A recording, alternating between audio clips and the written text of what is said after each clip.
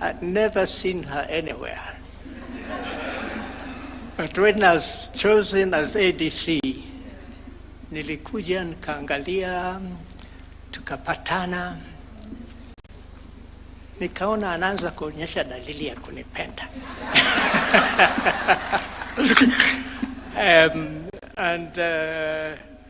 We lived here. She lived in State House for over 8 years, in State House. And as I say, we met here. In the evenings, my house was behind State. This is not a State House I knew. My house was behind State House. She lived in State House. So in the evenings, I used to stroll back to come and play billiards with her. Of course, I was teaching her. I didn't know I had any other motive other than that. But that came on, and we got to know each other. And also, I think she began to like me a bit too much, but I fell in love with her. I also took time to teach her swimming in State House swimming pool. So I was a tutor, her tutor in swimming.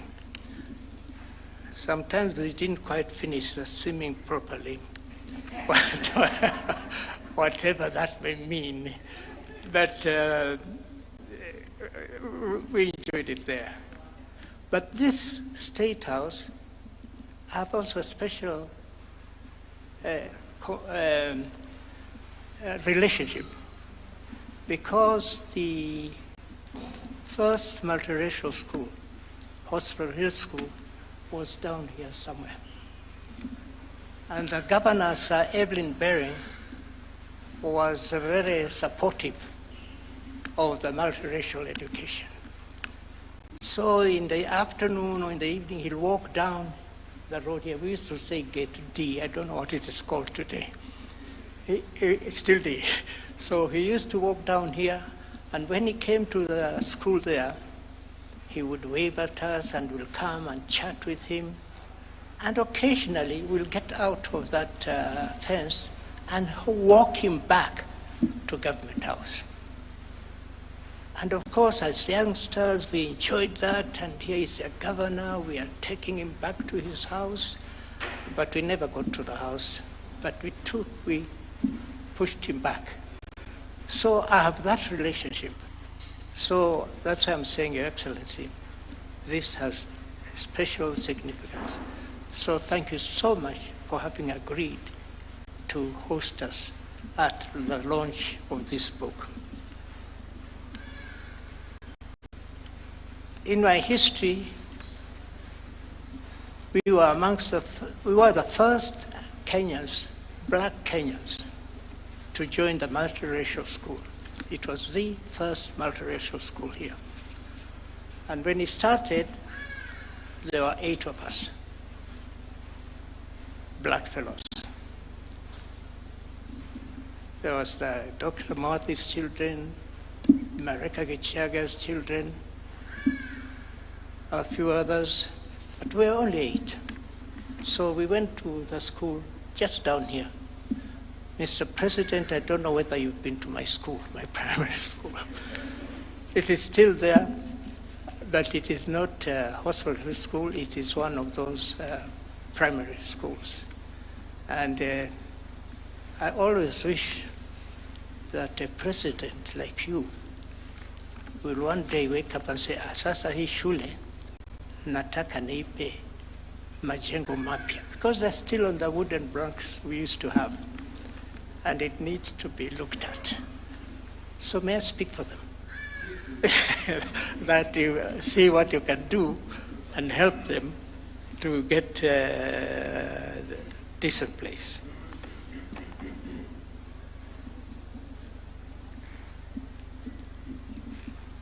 I want also to extend my appreciation to all the leaders who have spoken here before. My special thanks, I'd like to thank my sister, Grace, there. Wajua ukiwa mkubwa, mara nyingine unatumia watu wako kukufanyia kazi sana. So that sister of mine, she's the one who has been running around and doing... I don't know what I would have done without her. And may I whisper, she's still single.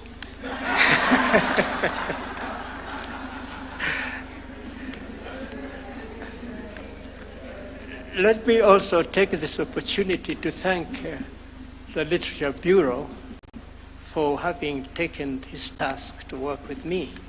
They have been exceptionally good.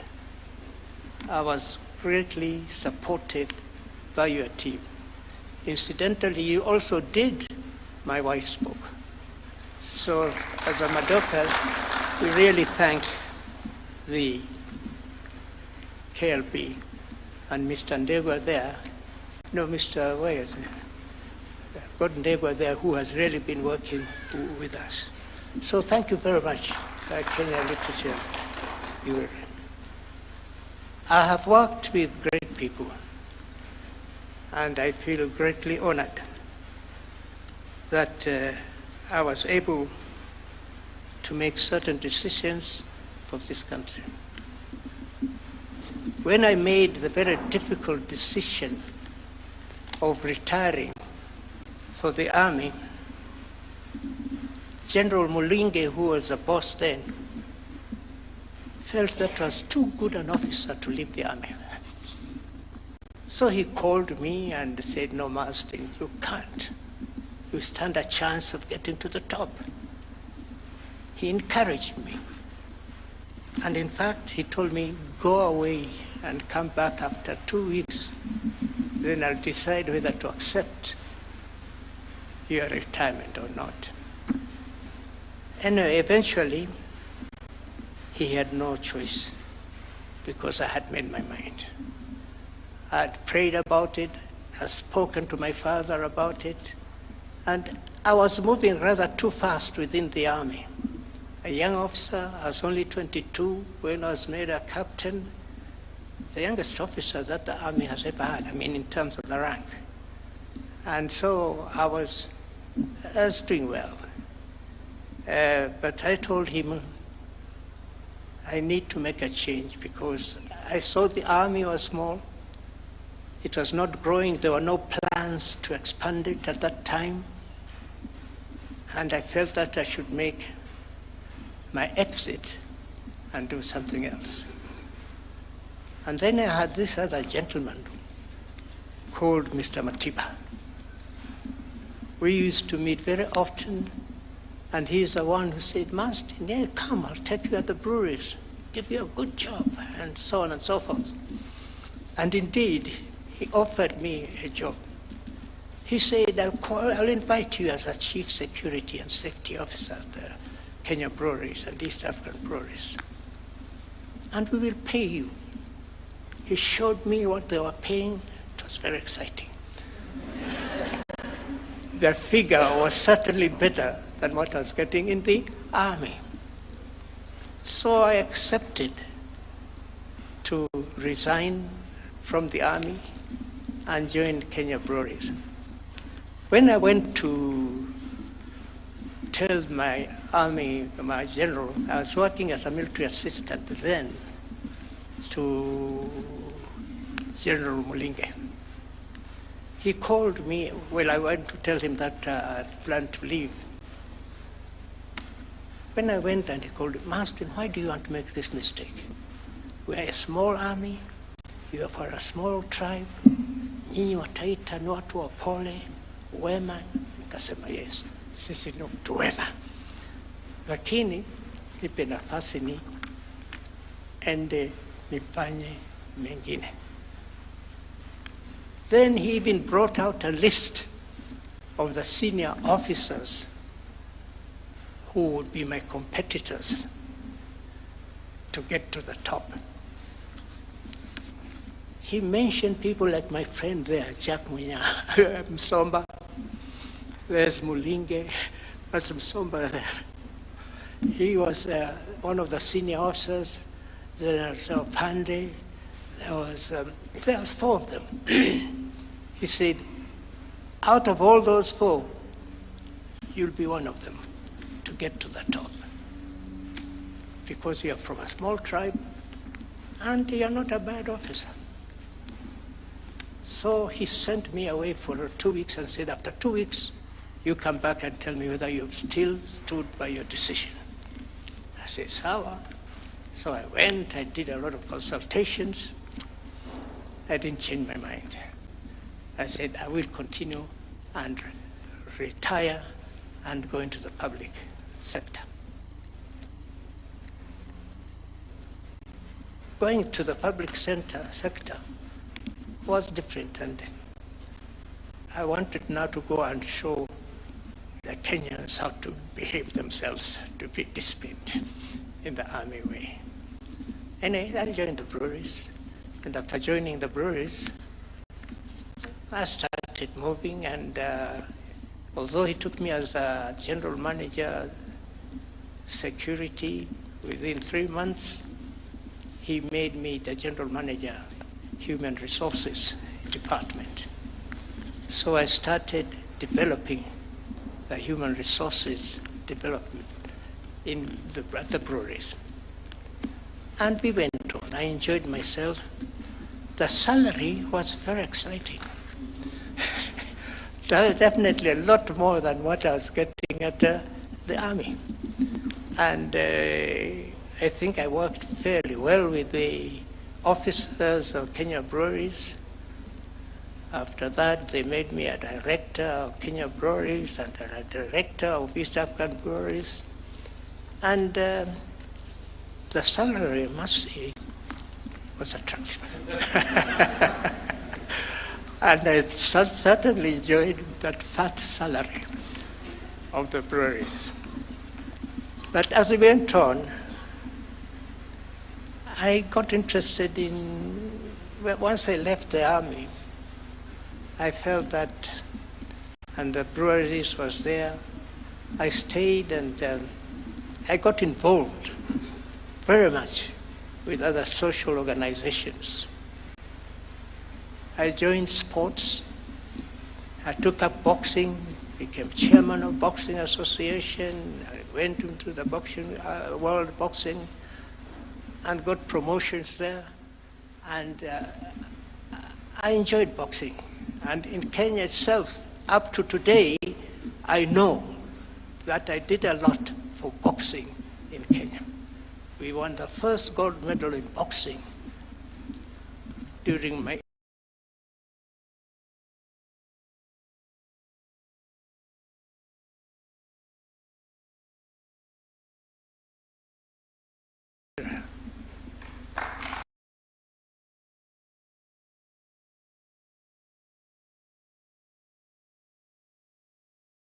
served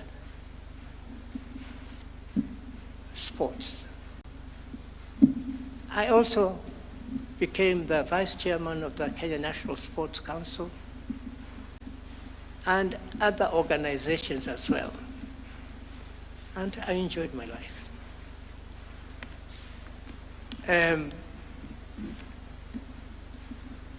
Sometimes maybe I stuck too much. I could have moved faster than just there. But I got involved with St. John's Ambulance, and we grew St. John's Ambulance. And in fact, St. John's Ambulance was a small unit. I also pushed it. The World Organization recognized St. John's Ambulance. In fact, I am the first African to be given the Grand Cross of the St. John by Her Majesty the Queen Elizabeth. And we pushed it on. So also the world, in terms of outward bound training and all that, I was also involved. And I met so many people, and I thoroughly enjoyed that. I also got involved in organizing expeditions. So there was a youth organization which was running the they called themselves Operation Rally. Operation Rally was going around the world, putting up organizations for the youth. So somehow they picked me from St. John's experience and so on, and they made me lead that organization here in Kenya. So again, I got involved with the youth, and I went everywhere in the country, putting up various organizations. They came up to build. In fact, I had heard in the Moi's place there was a school which was collapsing. So I came and I went and did my investigations. Actually, the children were studying under trees in the president's constituency. So I got Operation Rally when they came to go and build classrooms in Moi's constituency. And I think he was. And of course, I didn't forget my own area. I was not in politics, but in my own area, I also made sure we got a school through Operation Rally. But we did many other places as well. Again, purely as a volunteer. And I enjoyed that thoroughly. In the process also, I got involved with others, organizations, international organizations, to do various things. And I enjoyed that as well. It exposed me. I traveled a lot to various countries. I met various leaders and so on. Then I thought I made a mistake and decided to go into politics. So when I decided to go into politics, I had a lot of opposition from the various leaders who were telling me, Marsden, how siasa ini wakora. But I said, no, I've had enough time at the breweries. Let me try my hand elsewhere. So I decided in December, the elections were coming December, so I only had a year to try and publicize myself. Fortunately, because of my various other activities I'd been doing, people living in my area knew me. So when I decided to contest the Mwatate parliamentary seat, they all came forward and said, we will support you and so on. But of course, I still needed besha, as they would say, but I didn't have the money. But all the same, I went to new friends and I raised very little money. In fact, I really wonder how we managed. Mr. President, today, nyinyi zile pesa mnatumia kwa campaigns tulikuwa hatuwezi kuzinusia. Because my first campaign, I only had 300,000. And I campaigned with that, and I won. So I got into politics that way, and I got involved. And better still, when I got there, Moi, for some reason, decided to make me his minister. So I really had no experience of a member of parliament or whatever. So I had to find my way into politics and then building areas. And of course, as you've heard, when he made me minister, he gave me Ruto Samoe as an assistant minister. So I had a reasonable team. They worked hard, but they had other ambitions also. So like this president, that time also he was young, but as I said, alikuwa nakimbia kwa president. nampa kazi hafanyi, anaenda kwa president. Akajijenga huko. But all the same, we worked very well together, and we were great friends, Mr. President. I know one time you were a bit mad, and I know one time you went to one constituency and didn't speak very well of me. And I say, huyu ni mwanasiasa tu, hizo ni siasa zake. But otherwise, we went on, and we had very good sharing as a minister and having my assistant minister. We were a good team.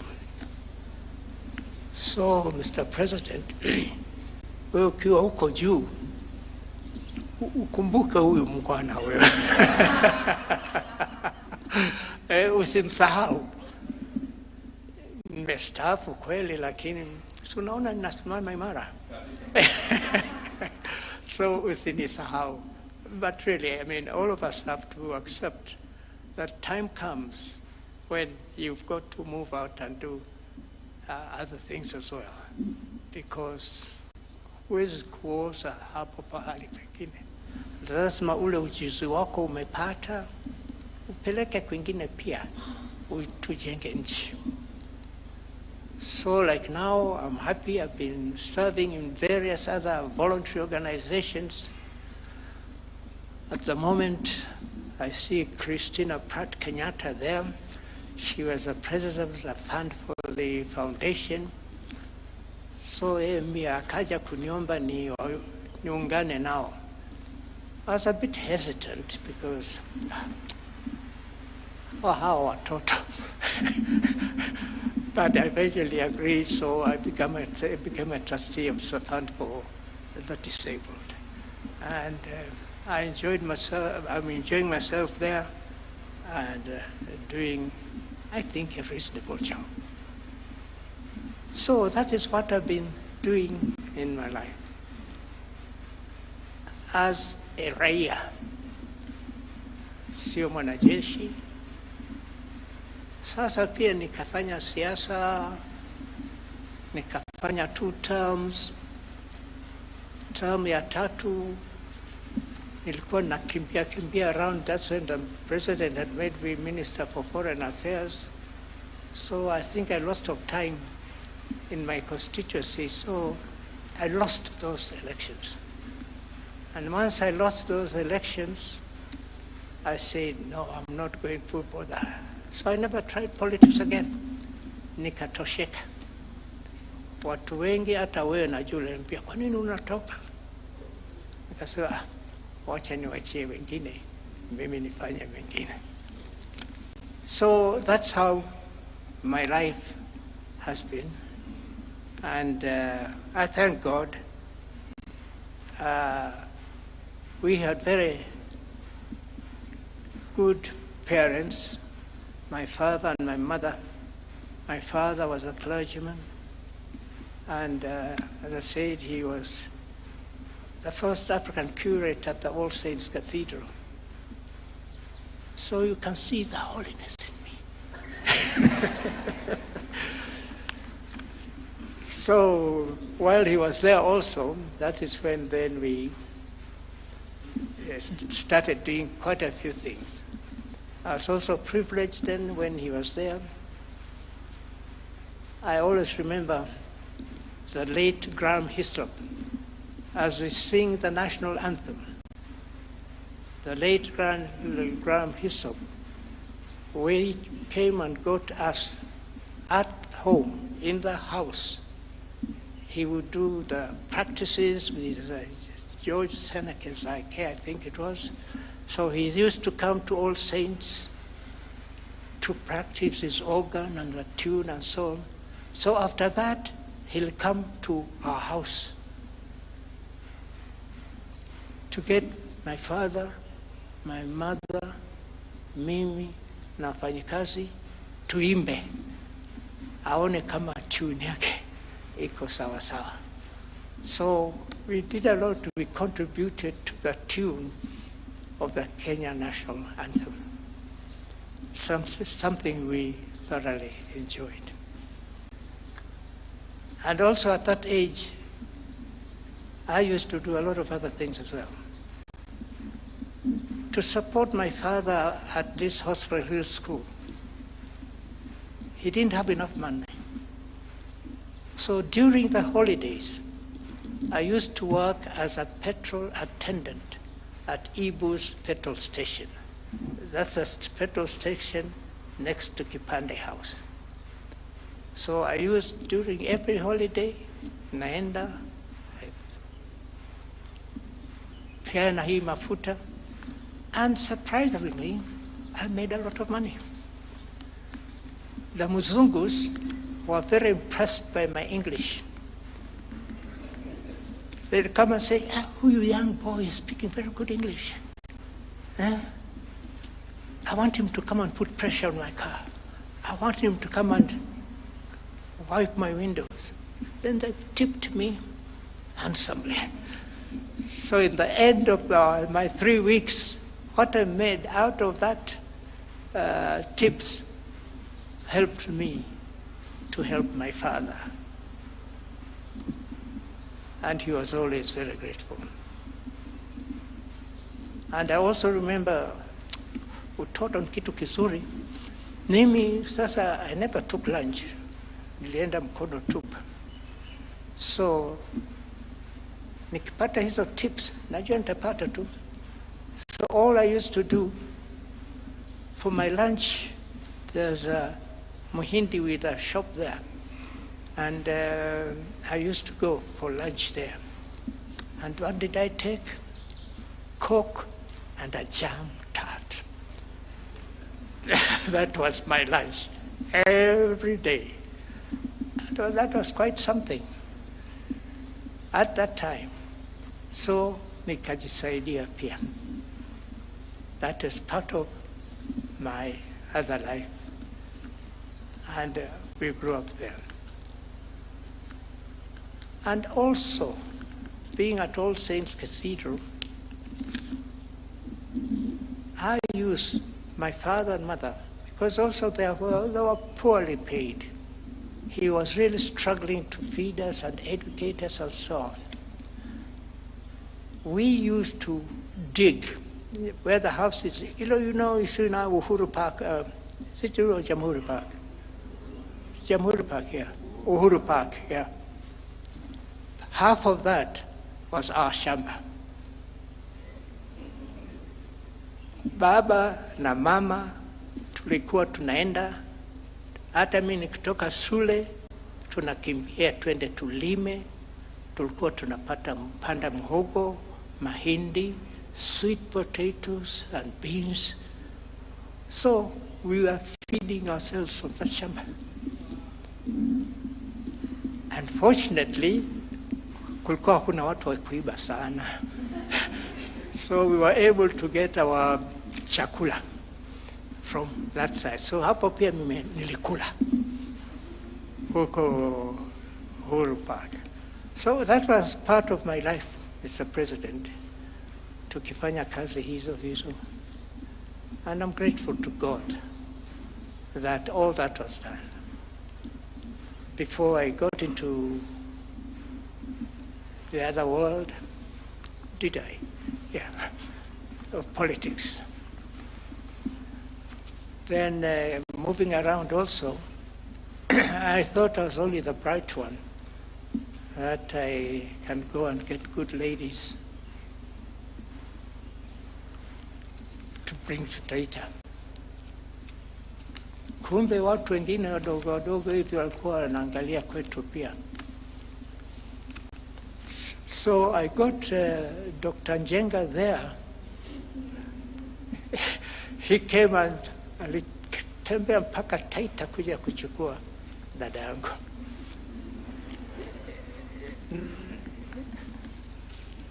Na tumeshirikiana sana. So generally, Mr. President, I've said quite a bit in my book, and there's something we learn from, and also things we feel we must learn and improve where things have been gone wrong. Mr. President, wewe kama president wangu nikuulize, je, ulinifanyia nini? No, I mean, we have worked very well with the president, and I am grateful to him that he even agreed to come and launch this book for me. There is a lot that I can tell you, but then you won't read my book. And those books need to be bought. KLB has got to make its money. So, in fact, they told me, please make sure you don't give my books free. I said, I will not, but I will solicit that Mr. President, wewe unaweza kuamua today tu useme nitanunulia shule hivi vitabu.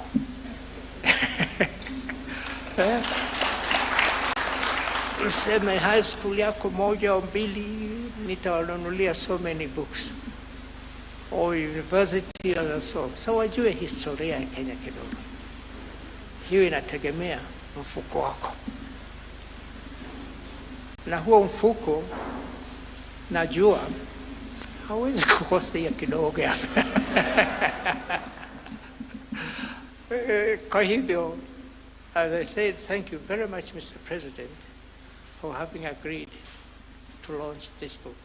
And to all of you who have honored this invite, I'm truly grateful that you actually found time to come and join me. So, President, wataka nikuambie nini? Niambie nikuambie nini? I know you have a lot of things to do for us.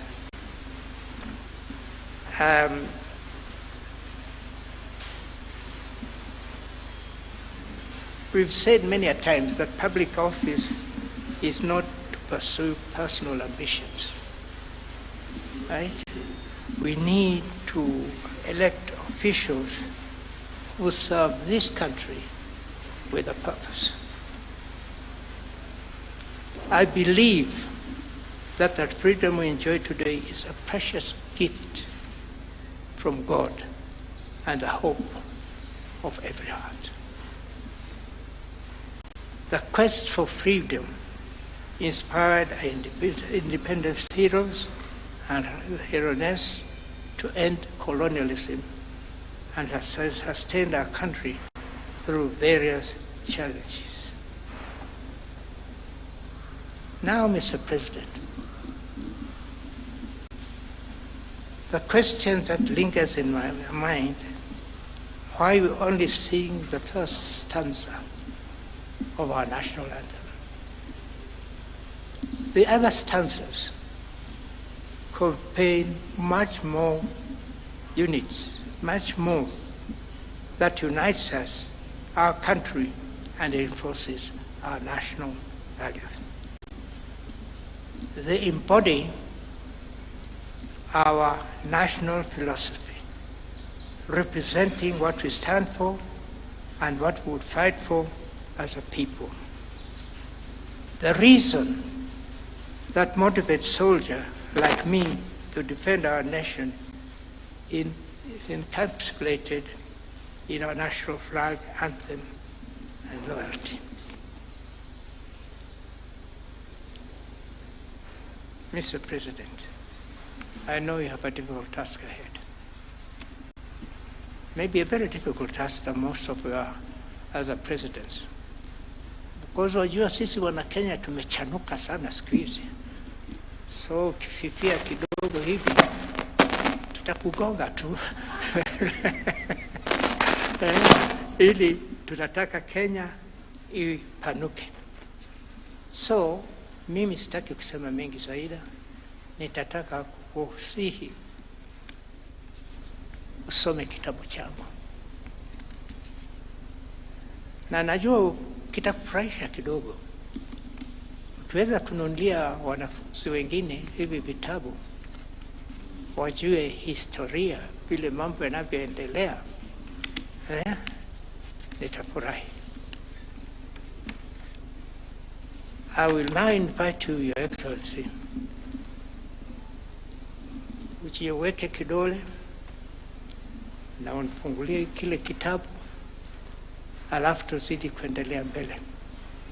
Otherwise, thank you so much. I really appreciate you are spending this time with us because of this book of mine.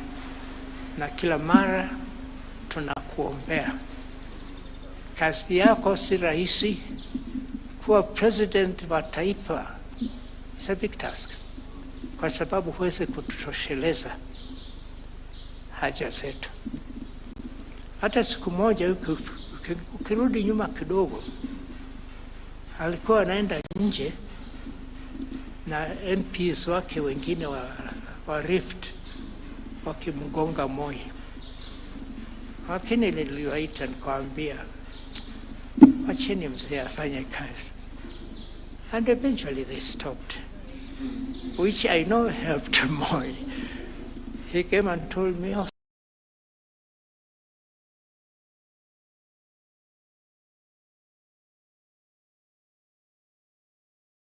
sasa wamegeuka.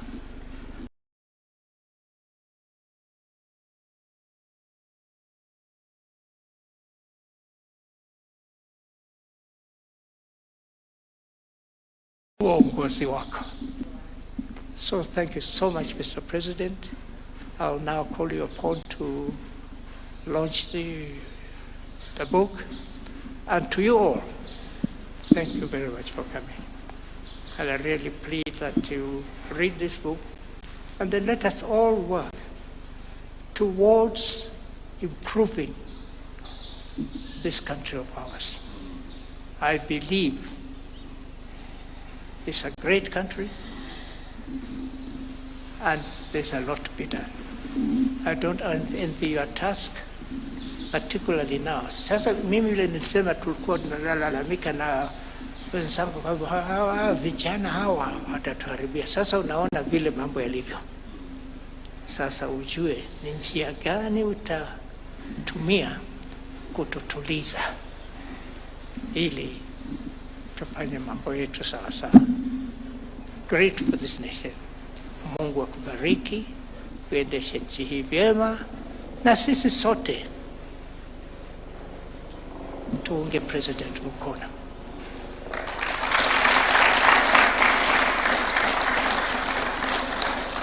Sasa umesikia hayo makofi, utakuwa supported vyema. Thank you very, very, very much. Yes.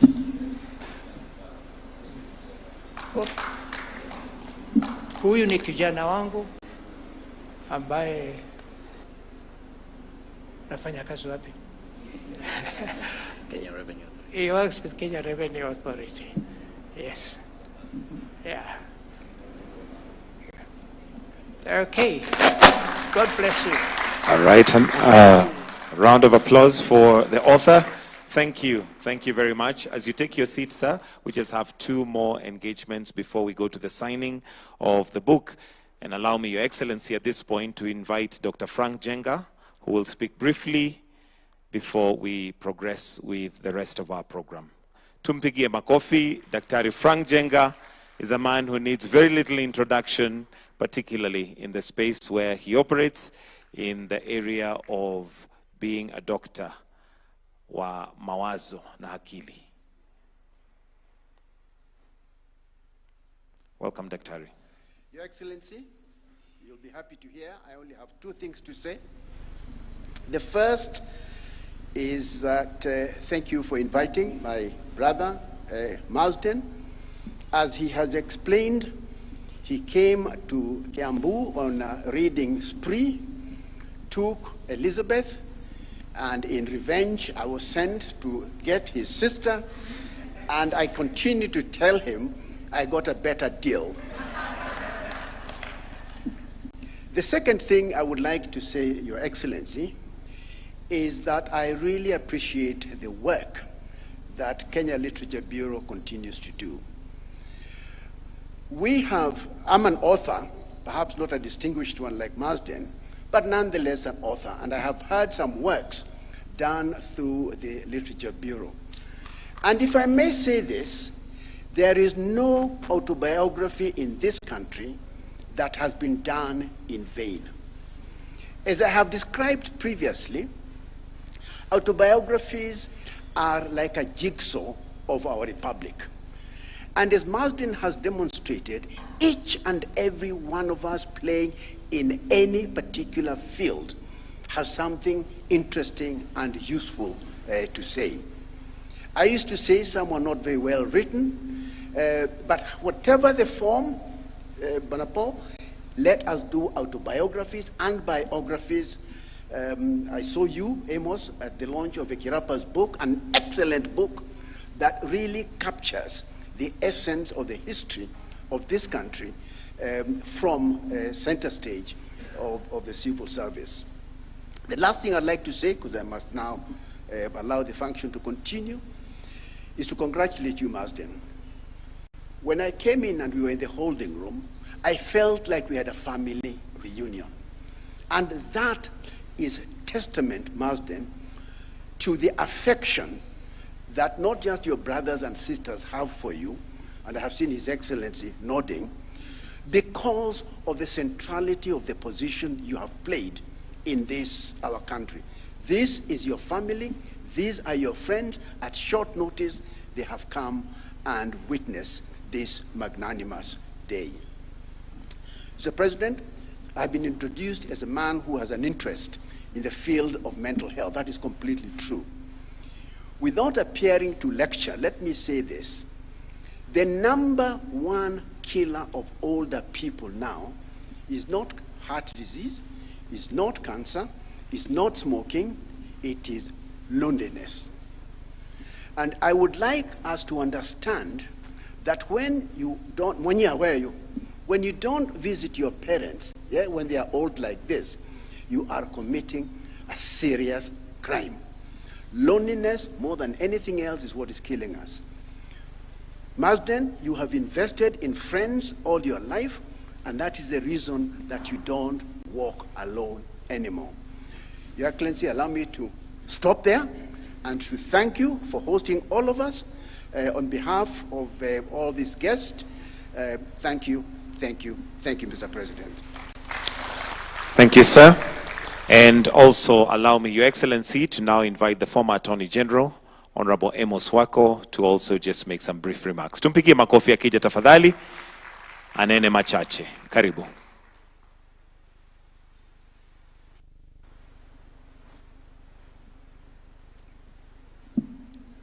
Your Excellency, the President of the Republic of Kenya, Dr. William Samoei Ruto, my very dear friend, Major, one the Major, always a Major, don't say retired, Marsden Madoka and his dear wife, Elizabeth, the family of the Madokas, the friends of the Madokas. I want first of all to thank the President for having allowed this launch to be done here in the State House. I don't know, any of you, whether you are surprised when you got the invitation from Marsden to come. I'm having a big launch. Then I was waiting to hear it will be at Serena Hotel or it will be at Karen Club or some other place, but it was going to be at State House. I was very, very surprised, pleasantly surprised. Thank you, President, for making this State House truly a State House that belongs to the people. People have come here, and we are now here. And thank you particularly because you allowed Marsden to launch his autobiography here. I cannot think of any couple, short of the president, the first families, and so on, who have dwelt in this place from their very youth, who have married very here when they were here, and who have made enormous contribution in laying the foundations of how this place should be run than Marsden and Elizabeth. And that you allowed them to come here and launch their life history. Mr. President, we thank you. Namakofi for President. I do not want in any way to dilute what Marsden has told us this morning with a lot of sense of humor. Thank you, Marsden, for that. The only thing I can now maybe add and appeal to many like us to emulate and follow the example of Marsden. I know my friend Musila here, ameandika kitabu, who were there at the launch of his book, a top civil servant and also politician. People who have occupied high positions, both in the private sector and in the public sector, and in the public sector have also been politicians, I think, and have now retired, I think should be inspired to write autobiographies. The history of Kenya, to my mind, will not be written by historians whose reference would be newspapers and social media, because in that way you get a very warped sense of history of Kenya. I believe the history of Kenya is going to be written by people like Musila, people like Ikirapa, but more so by people like Marsden here, people who have given excellent service, who have been men of integrity, who have been men of service to this country. Imagine coming here when you are very young, to be, I think, the first African State House controller, and staying here for a long time, and you are handsome, and all of the time standing behind President Jomo Kenyatta, the father of the nation. Imagine that. Imagine somebody taking part in a beauty pageant, the first of its type in Kenya, soon after independence, and being crowned as Miss Uhuru, Miss Kenya, the first one, a beautiful lady walking on the steps. And imagine the handsome man behind President Jomo Kenyatta. And imagine the lady who became Miss Kenya. Imagine them getting married in a wonderful wedding. I can tell you, your wedding inspired most of us. And we said, if we grow up, we would want to be like Marsden and Elizabeth in the way they bear themselves. So thank you so much. I was encouraging Mrs. Pratt here, my friend, you should also write a book, because you have something to say. You have something to say for Kenyans to read and benefit. But it is autobiographies such as this that out of them will now come a history of Kenya which is realistic and which is true to the facts, and which is not based on perceptions. It is based on reality. So, Marsden, I congratulate you for writing this. You have inspired me. I'm now thinking that maybe I should start writing something. The only thing is that maybe I was sleeping, but you didn't tell us how long it has taken you to write. I remember attending a launch about 2 weeks ago of an advocate and also a corporate person at Serena, and began by saying, "It has taken me 20 years to write this book." I went to him afterwards and told him, "Now, you have inspired me, but if I take 20 years, will I be able to complete my writing the book?" I don't know how long you took. I may want to follow your example if it was a shorter time to write something, to put down something. You have inspired me, and in fact, you always inspire me. We worked together with Marsden when he was the Minister for Internal Security and Provincial Administration, and he did his job excellently well. He was in that position, and then he was also Minister for Foreign Affairs, and we worked again very closely together. The family of Marsden and my family were friends. This Dr. Njenga was just spoken here. We have been cracking jokes since when, 1961 or what? In London and everywhere else when we were students. So, to me, President, thank you for allowing this event to take place here. Thank you, Marsden, for inspiring me. And I don't want to touch on aspects of your life. I would just want to appeal to those who are here.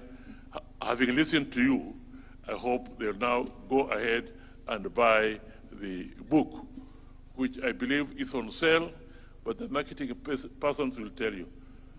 East African Literature Bureau, I did not know that they publish biographies such as this. I didn't know until today.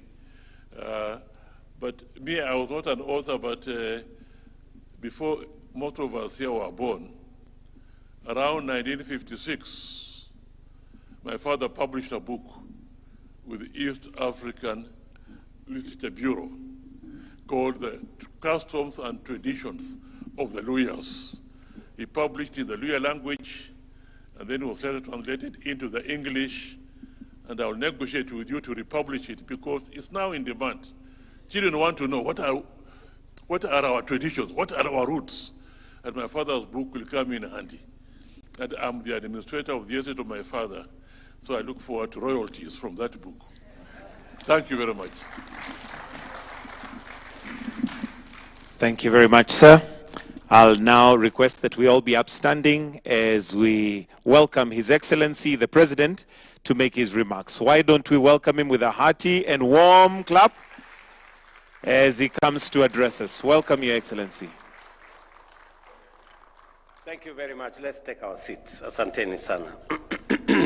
Let me take this opportunity first and foremost to welcome all of you to the launch of the book written by my boss, Major Marsden Madoka. Ladies and gentlemen, Major Marsden Madoka has truly lived up to the title of his memoir, At the Ready. Throughout his life, he has always been ready to serve, ready to lead, and ready to give of himself for his country and this nation. His story reminds us that patriotism is not about words. It is about action, about the choices we make, and about the service we give each other every day, every time, and to humanity. When we read At the Ready, we do more than revisit history. We are invited to walk alongside Major Madoka through Kenya's journey, to see our country's story through the eyes of someone who stood right at the center of its making. It is not just a book of memories. It is a gift of wisdom and reflection, reminding us where we've come from and what truly matters. Major Madoka has won many hearts in his lifetime: a soldier, a corporate leader, a minister, and a philanthropist. But through all these roles, one thing has never changed: his love for Kenya. His compassion has always pointed home, and in every duty he undertook, he carried the same values of service with honor, diligence, and humility. Listening to him this morning speaks to all those. His life challenges each one of us, wherever we are, whether in government, in business, in community, or in our families. May we also serve with humility, with competence, with passion, and with compassion.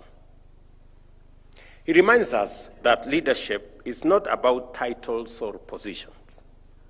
It is about purpose, integrity, and the difference we make in the lives of others. When I received a letter from Marsden that he wanted me to participate in the launch of his book,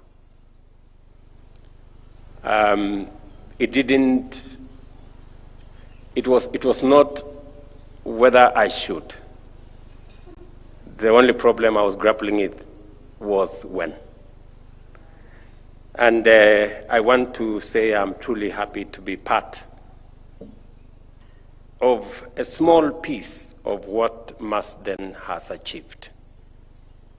And it's not always that a book is launched in State House, but I made this exception for this great Kenyan leader.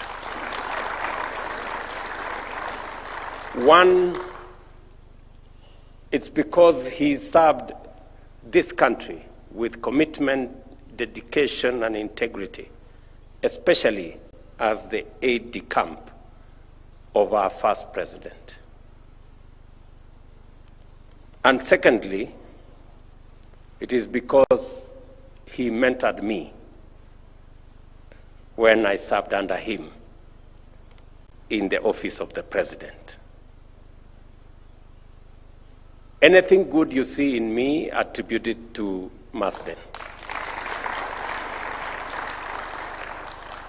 I know he has said some very kind words about me.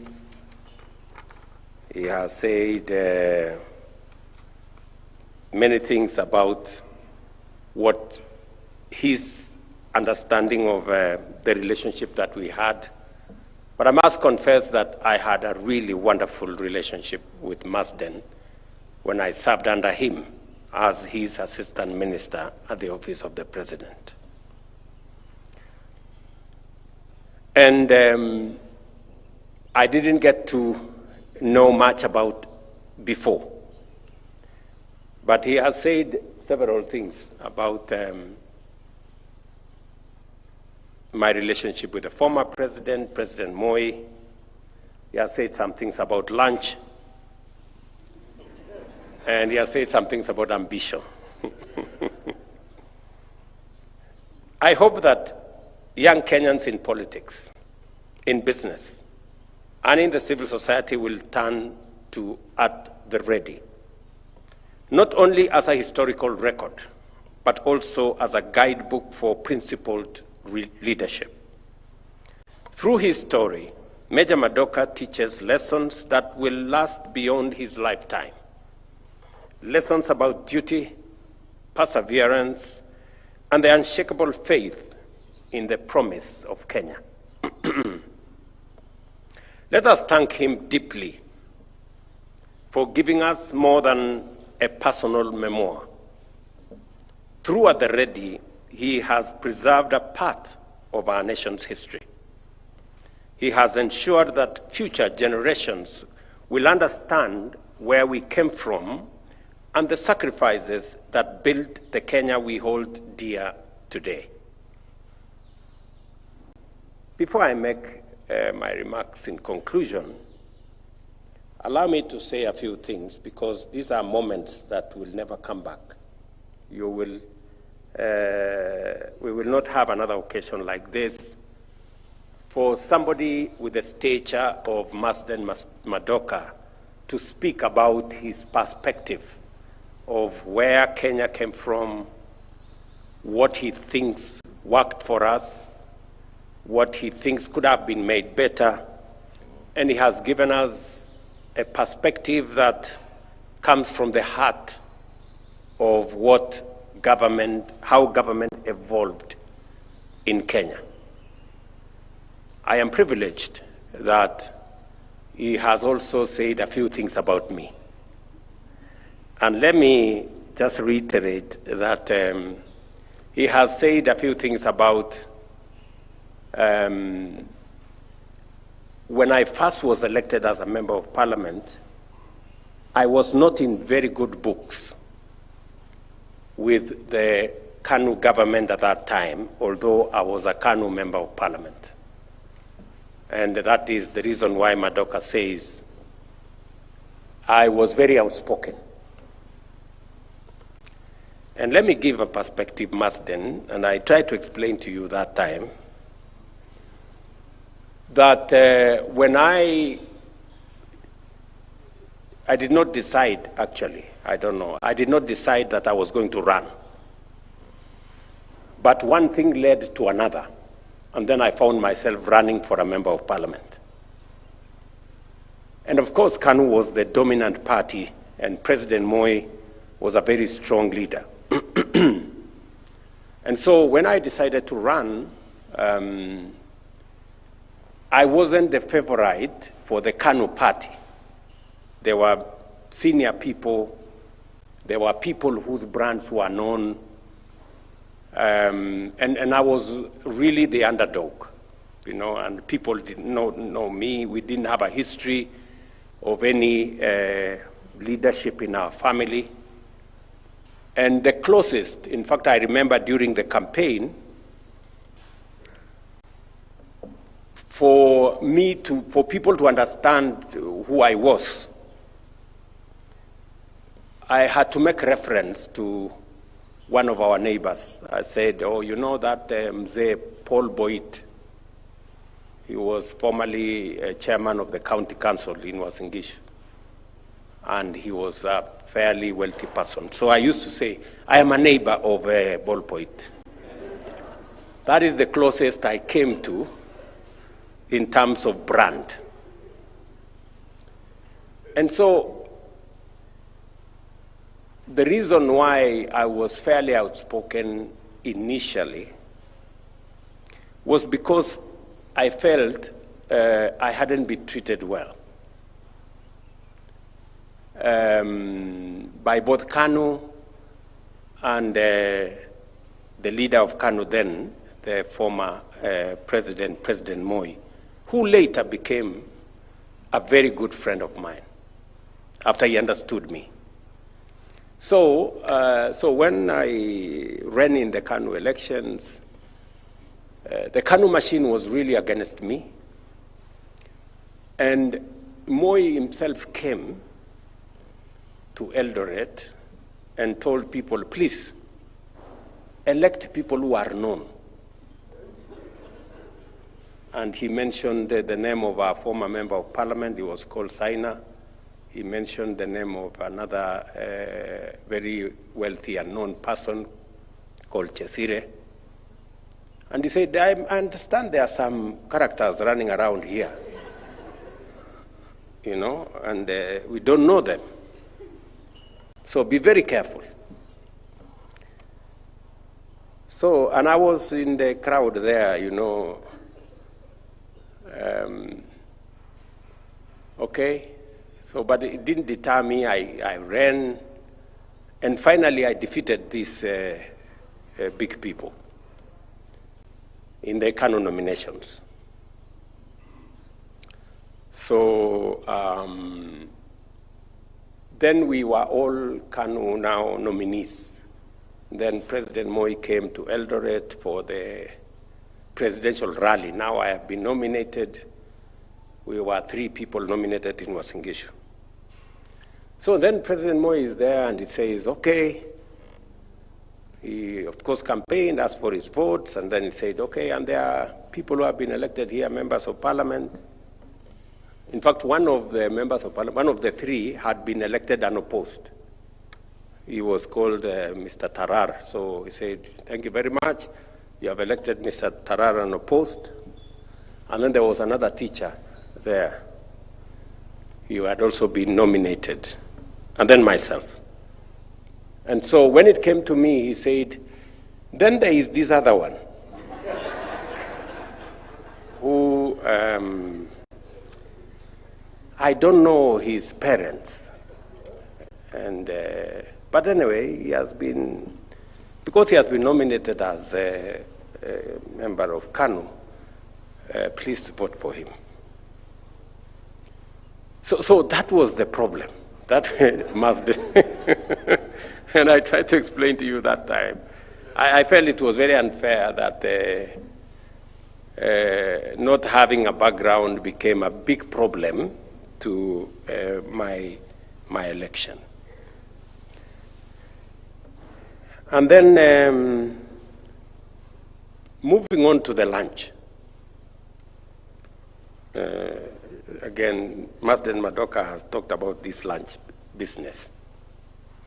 So subsequently, of course, when I had been elected and I was, and I used to speak a lot, you know. I think I have reduced nowadays.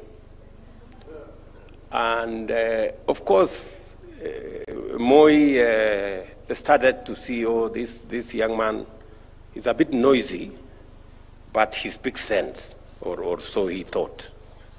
So slowly, he said, he asked Bishop Yego then, and another gentleman called Hosea Kiplagat. So he told them, this young man, I understand he's a member of our church, the IC church, okay. But why is he making noise? Why don't you look for him? So Bishop Yego came and met me, and then he told me, now, you know, and Bishop Yego is somebody I really have a lot of respect for, because when I wanted to get married, I went to look for him to come and preside over my wedding, because I had a lot of regard for him. So he came and told me, now you have been elected. Moi is like your father. And you are also a Christian. So in all this noise you're making, where is your Christianity? And where is your regard for this old man as your father? So they cornered me, and I had to tone down. And of course, there was Marsden, who also gave me a few lectures. And so finally, I made friends with President Moi. He came to understand that I wasn't quite a very useless person or noisy, you know. And progressively, then he appointed me to be an assistant minister. I think a year and a half into my being a member of parliament. And so I joined Marsden. And when I then joined Moi, he became very fond of me, so he gave me something that many people did not have. It's only people like Amos Wako and senior people, including the minister. There used to be something called a hotline those days. This hotline thing was a telephone there that did not have secretaries. It was the president's telephone. He used to use it to call people directly himself. So if that phone rang, you know it was either the president on the line or one of the senior people. So I became the only assistant minister then with a hotline. So the president would pick up the phone, okay, where are you? Come and do this, this, this. So, so a few times, it was not always Marsden, a few times I came for lunch here. But you see, the problem that Marsden has not said is that he used not to go for lunch. You see? And he tried to persuade me to join into the group of people not going for lunch. So I remember during lunchtime, he would shut his door and take a nap in his office. True, Marsden? Yes. Just imagine now somebody telling you, during lunchtime, we take a nap to learn.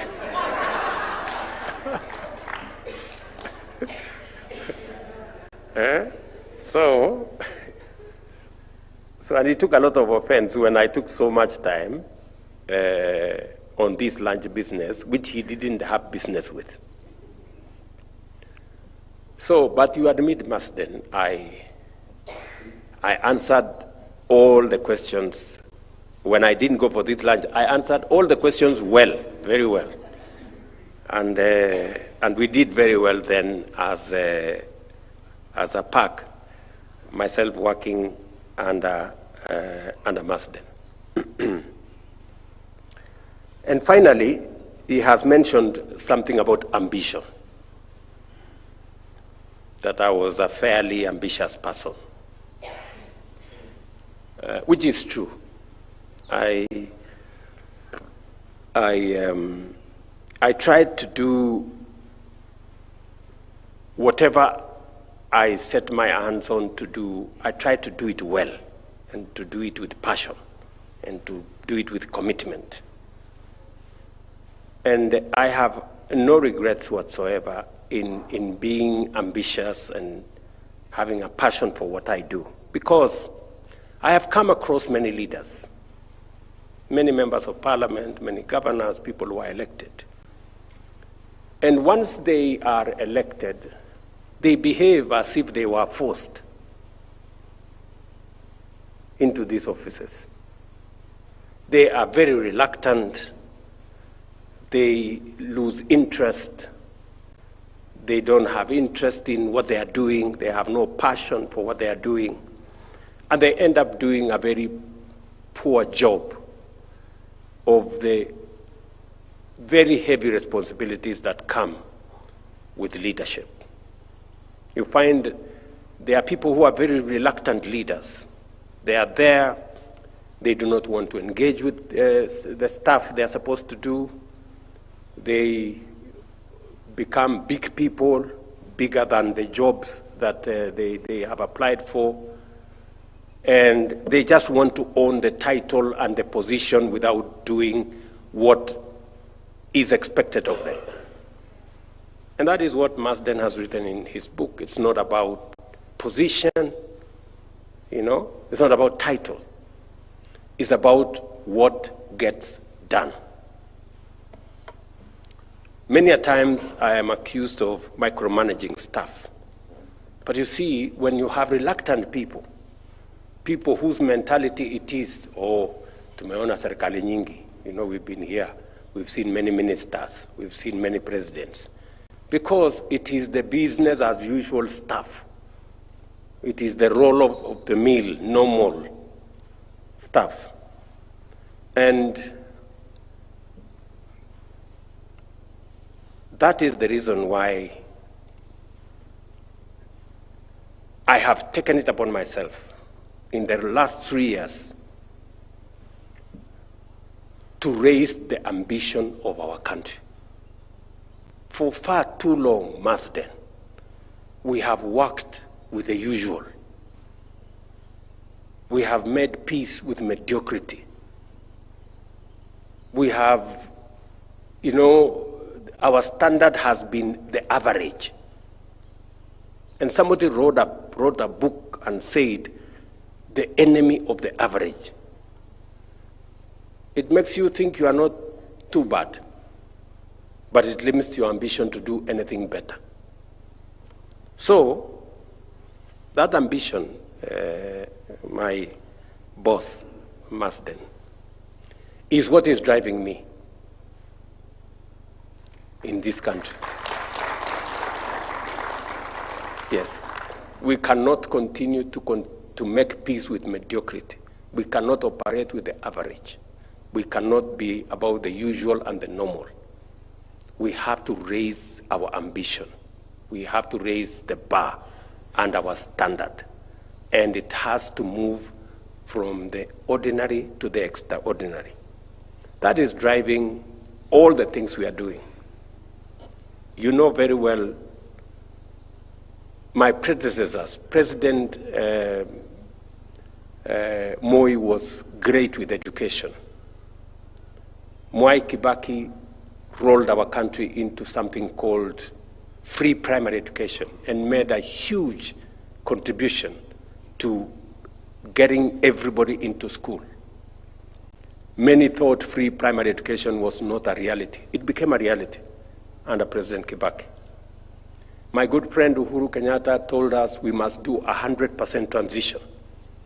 There were too many kids, slipping away after primary school, many dropping after secondary school. He encouraged us to do 100% transition. And it became my responsibility then to make meaning of all that. 100% free primary brought many kids into school. 100% transition made sure there were many children in the subsequent classes. And we ran into a very big problem on classrooms, teachers, and money to teach. And that is what has occupied me for the last 3 years. We have built an additional 23,000 classrooms to take care of both free primary and 100% transition. By January, we will have hired 100,000 teachers, again, to take care of the same problem. And today, we have a student-centered model that puts more money into our TVETs and our universities, again, to make sure that no child is left behind. We're basically doing what is necessary for us to develop the human capital that is going to support the transformation of our country. We're raising our ambition in the transformation of our agriculture. In the last 3 years, we have done 3 fundamental things. Number one, we have registered all our farmers because information, data, is central to any successful planning. Registered all our farmers. We now have a digital register of 7.1 million farmers. Tea farmers, coffee farmers, sugarcane farmers, maize farmers, wheat farmers, our livestock keepers. Number two, we have dealt firmly with brokers and cartels and characters who are undermining our agricultural productivity. Number three, we have brought government subsidy into the equation, not to subsidize consumption, but to subsidize production. That's why we are subsidizing our fertilizer, we are subsidizing seeds, we are putting more money into the milk sector, public resources. And today, I can confidently say that we have laid a good base. Our tea farmers are producing more, making more money. Our coffee farmers are producing more. Our coffee prices have improved significantly, from about 60 shillings a kilo to almost 120 shillings a kilo. Our wheat farmers are making more money.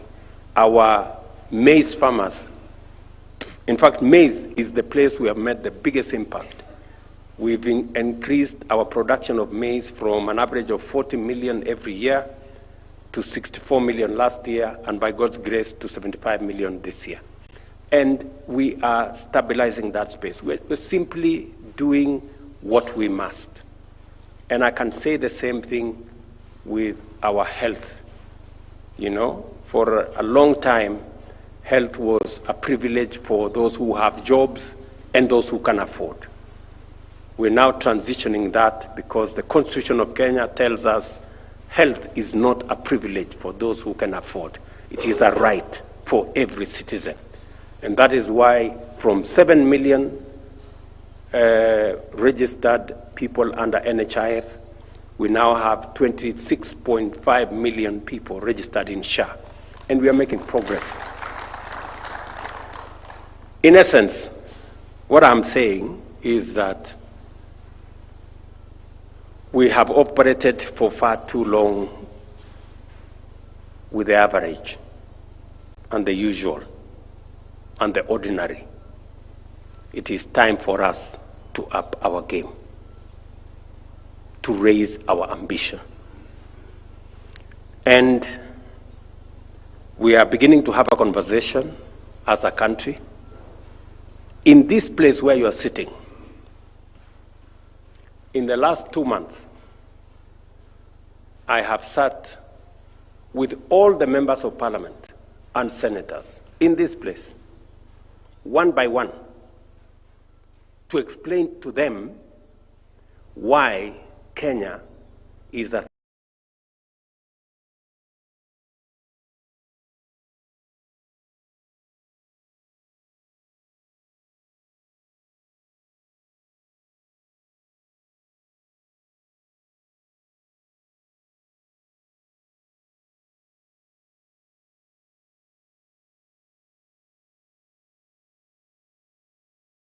There is absolutely no reason why the president of Singapore to come and see me. He came here in 2023. I have visited the president of South Korea 3 times in my presidency. Just because Singapore and South Korea were exactly like Kenya 60 years ago. Today, they are in the first world. We are in the third world. Singapore, for example, was exactly, and you have been following pictures, Singapore was exactly like Kibera, a slum, 60 years ago. Today in Singapore, 97% of their people are home owners. In Kenya, 7 million people live in slums. And home ownership is limited to 30,000, 40,000 mortgages every year. Korea, South Korea, if you look at the GDP per capita of South Korea, in 1963, it was $79, exactly like Kenya. GDP per capita for Kenya in 1963 was $80.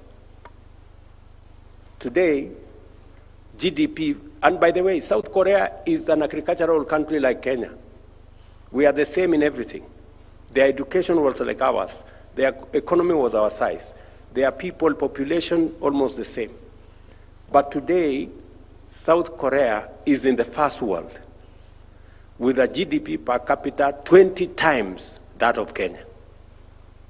In fact, they lend us the money, 80 billion shillings. South Korea lend us to do Konza City. Just imagine. The difference between us and them? Leadership. It's not money, it's not resources, it's not all those, it's just leadership. And that is why I've taken time over the last 2 months to speak to leaders, members of parliament, senators, I brought here governors, because we have an opportunity of a lifetime to get Kenya out of this third world place and make it a first world country in our lifetime. It will not take us so long. It will take us between 20 and 30 years, and Kenya will be a first world country if we do the right things. Marsden, you are right about ambition.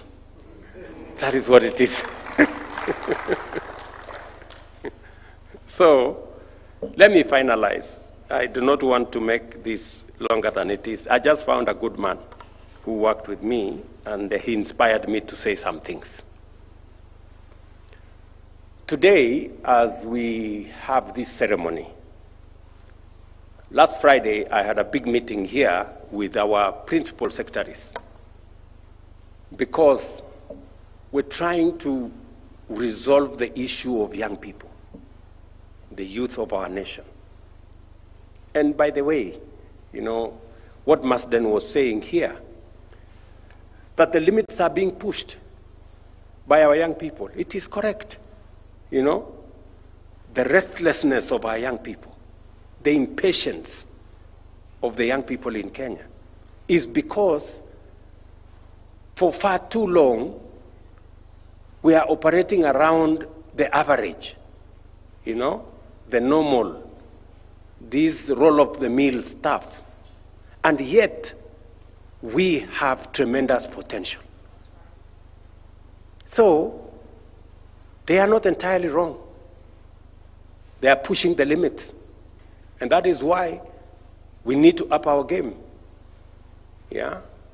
And so, it's the reason why we have a four-pronged plan on how we're going to create opportunities. These young people are looking for opportunities. They are looking for opportunities to work. They are looking for opportunities to do business. They are looking for opportunities to learn, to grow, to, you know, to be part of the drive that we have as a nation. And it is because it is in the DNA of Kenya not to be average, but to be excellent. That's our DNA. And that's why you see people are restless, people are impatient. Because that's what we are made of. We are not made to participate. We are made to win. You know, we are not made to be part of what, you know, the roll of the mill. We are made to excel. So, and I take it very positively when I see the push, when people push me, you know, as by God's grace, I'm the leader of this nation today. And it is my responsibility. You know, when I get pushed, it is because I am the leader. Who else was supposed to be pushed? You know? Sinimimi. Yeah, so it is the correct thing. So, and I will also push the limits for our nation because we can do it. So as I talk to you today, we had a meeting with the principal secretaries here. Today across Kenya, in every county, we are having a conversation about youth entrepreneurship.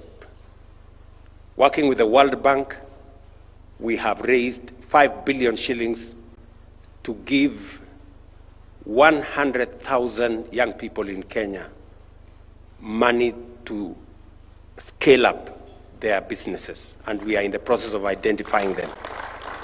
I have asked counties, county governments, members of parliament, MCAs, chiefs, assistant chiefs to work with us. The target is to have 1 million young people benefit. We're starting with 100,000.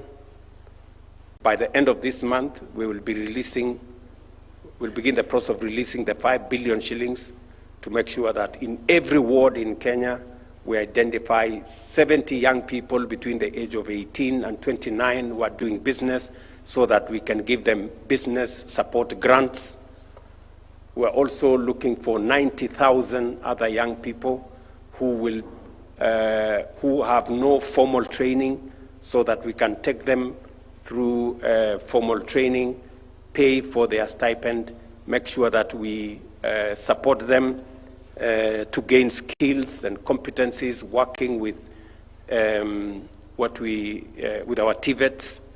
We are also identifying close to 20 or 30,000 others who will go through what we call recognition of prior learning so that we can certify them. Many of them are working in our affordable housing programs and all the other programs. And we want to identify another almost 700,000 young people to support them to be part of the AGBO process. Government procurement. We have a lot of government procurement that's going on, and young people are not participating because of many roadblocks. So we want to prepare them so that the budget we have a huge budget of procurement, close to 200 billion, that is supposed to be reserved for young people, people with disability, and women.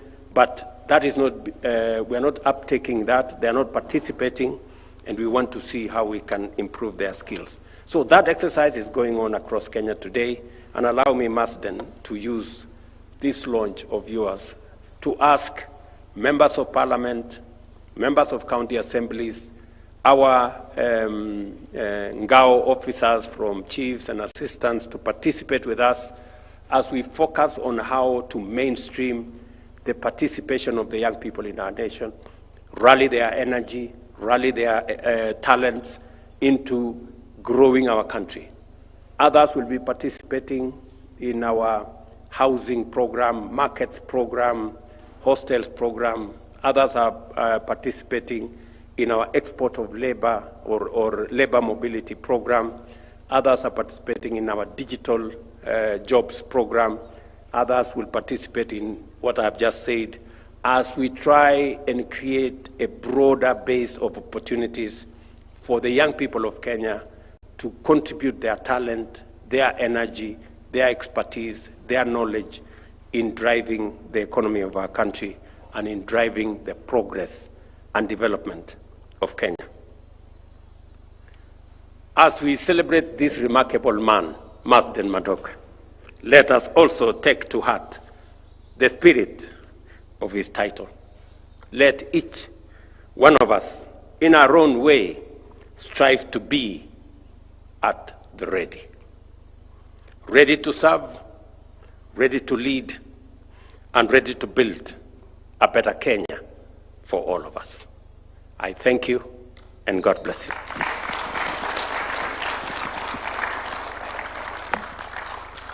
Another round of applause for His Excellency.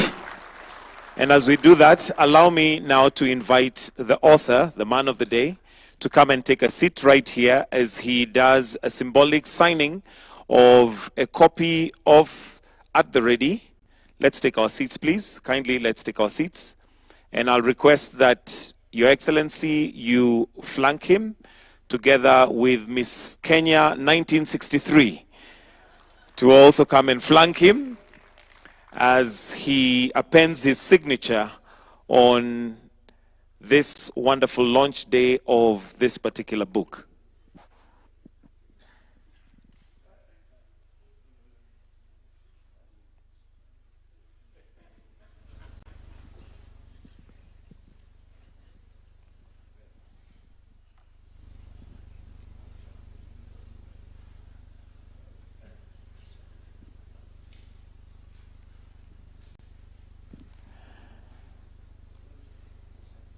And a round of applause as he appends that signature. Wonderful, wonderful. And isn't it a wonderful story to hear that he met Miss Kenya at State House? He has also come with Grace, his sister, at State House. So who knows? Now that he mentioned that she's also single. State House seems to be a powerful place for powerful connections.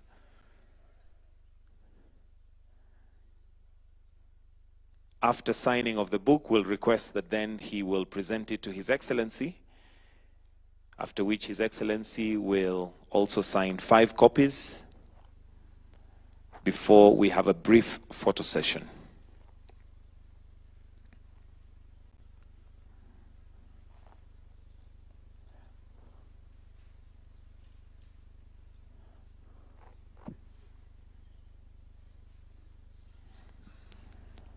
Also wonderful to see the collaboration that still goes on.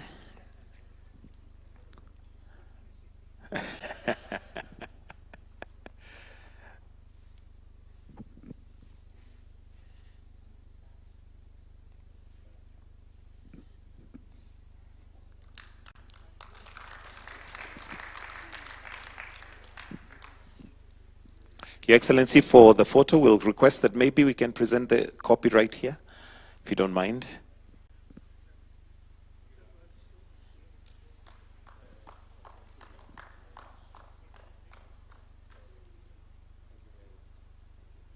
Just His Excellency and the author, kindly, to start with. Madam, just 1 second. Yes, 1 second, so that he can present the book to him.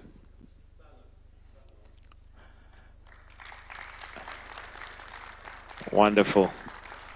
That's right there.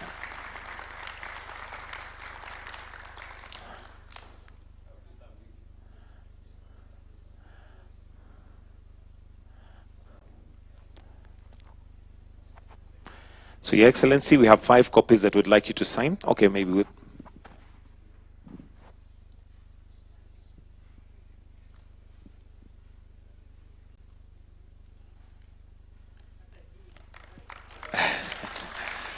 Perhaps while we're still there, Your Excellency, we may have one photo with the family, just the family members, immediate family members, so that once we proceed to that side, immediate family members, oh, he's here.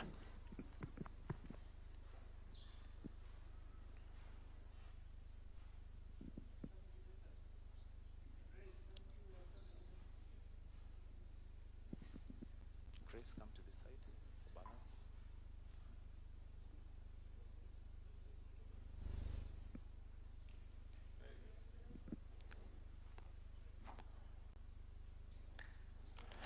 Thank you, sir. So we now may progress for the signing of the 5 copies, and we'll request that Madam Elizabeth and also Honorable Marsden Madoka, you may proceed to just flank His Excellency as he's signing the 5 copies before we conclude this particular ceremony.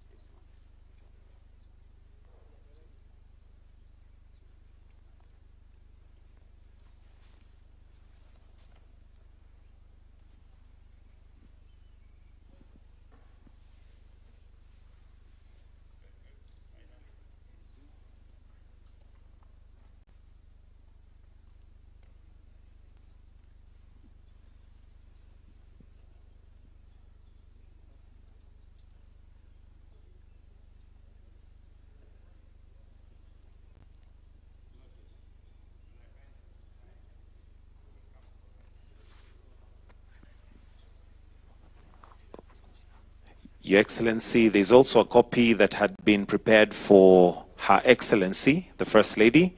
So we'll request that you receive it on her behalf.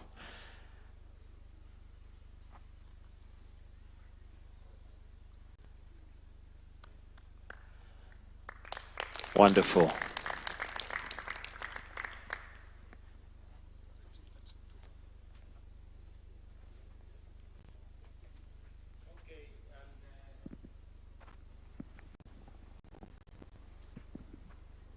Since you accused me of lunch, and this is State House, and this is where you are saying, you accused me that I was coming for lunch. Now there is lunch. Yeah? Yes, that one. It is still here. So I will request you and your good people to have lunch. Okay? Thank you very much. Karibuni.